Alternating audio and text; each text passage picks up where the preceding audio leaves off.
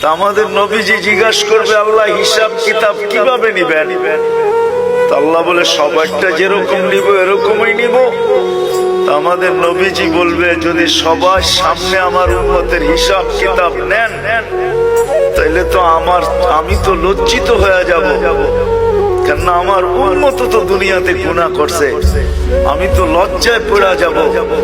তা আল্লাহ জিজ্ঞাসা করবে, তাইলে কিভাবে নিব?